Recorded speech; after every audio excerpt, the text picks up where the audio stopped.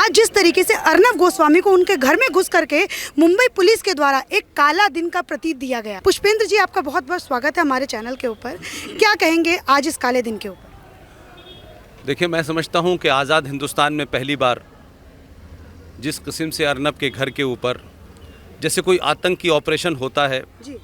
उसको पकड़ने की कोशिश की जाती है, उस अंदाज में मुंबई की एक इल्लीगल सरकार ने जिनके साथ चुनाव लड़ा उनको छोड़ करके दूसरों के साथ आपने सरकार बनाई। और सरकार का एक मंत्री अगर एक महीने पहले ये कहे कि हम अर्नब गोस्वामी को इतना टॉर्चर करेंगे कि वो सुसाइड कर लेगा, ये उसी की कड़ी में आज कोशिश की कि अर्नब के बेटे को मारा, उनकी पत्नी के साथ दुर्व्यवहार किया और जिस तरीके से वो उसको ले गए हैं और अभी मैंने सुना है कि वो अभी तक शायद वहीं हैं।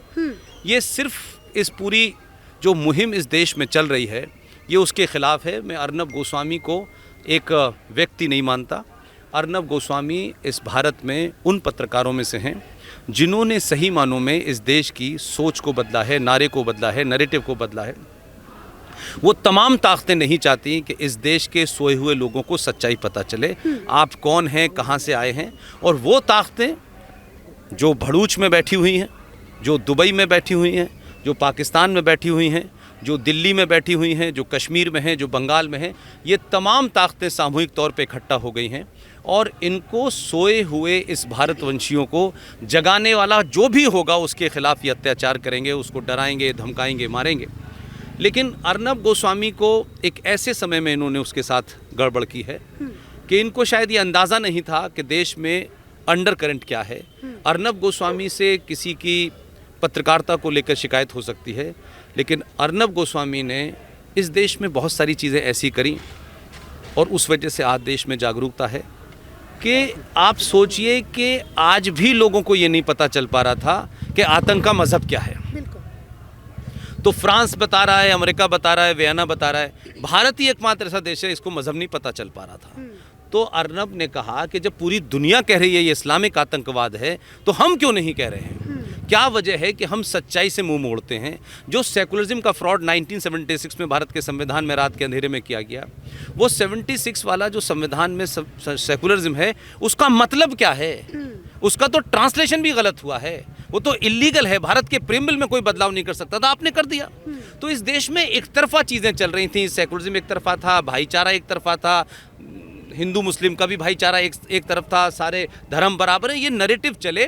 वो नैरेटिव टूट के इस देश की सदियों पुरानी संस्कृति का नैरेटिव ऊपर आ रहा है। इसलिए ये ताकतें सिर्फ शिवसेना नहीं है, इसमें कश्मीर के वो दलाल भी हैं जिन्होंने अपना अभी रिसेंटली बाप बदला है।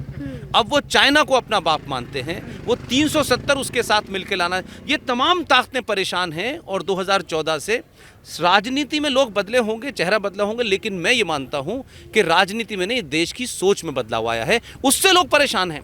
तो अर्नब के साथ और तमाम वो पत्रकार जो ऐसा करेंगे उनके खिलाफ ये होगा, बार बार होगा। और सोशल मीडिया वालों को गाली गलौज दी जाएगी, ट्रोल है। लिहाजा आप किन्स की बात कर रहे हैं कि उन्होंने इलीगल, वो तो खुद ही इलीगली उनका जन्म हुआ है भाई, इलीगल है ये लोग भाई। इन्होंने जो सत्ता पे काबिज हुए वो इलीगली हुए ना। वोट मांगा था भगवान के नाम पे, चले गए अल्लाह के घर पे। तो सवाल ये है कि तुम्हारा तो जन्म और गठजोड़ ही इलीगल है ना।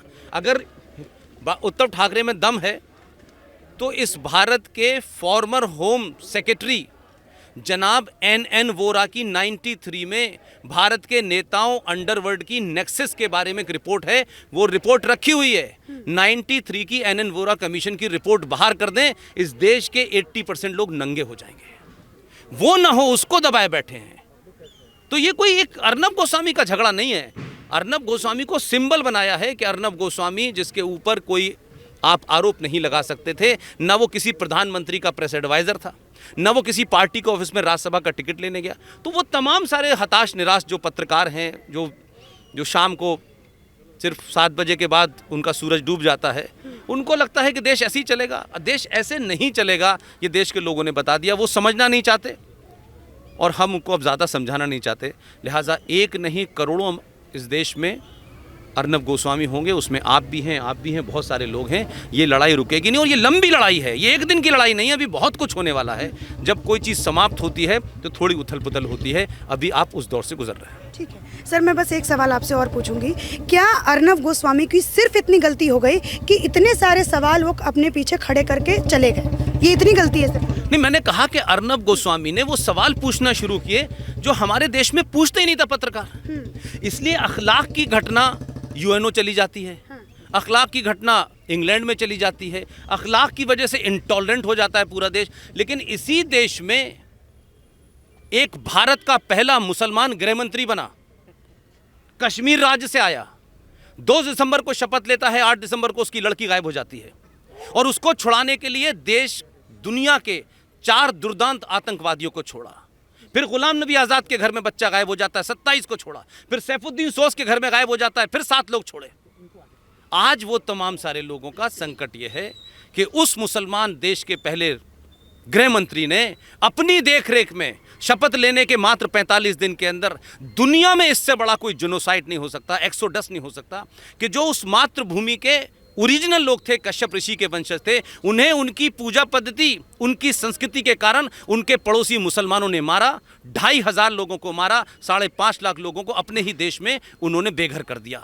आज उन ताकतों को वो मंसूबे पूरे नहीं हो रहे हैं। सत्ता बदली, उससे पहले समाज बदला, और जब समाज बदलता है तो सत्ता बदलती है, और सत्ता बदलती है तो फिर 370 भी हट जाता है, 35 भी हट जाता है, और दूसरे बहुत सारे काम हैं। ये डराना चाहते हैं शाहीन बाग वाले कि हमारी चलेगी, वो डर नहीं रहा है।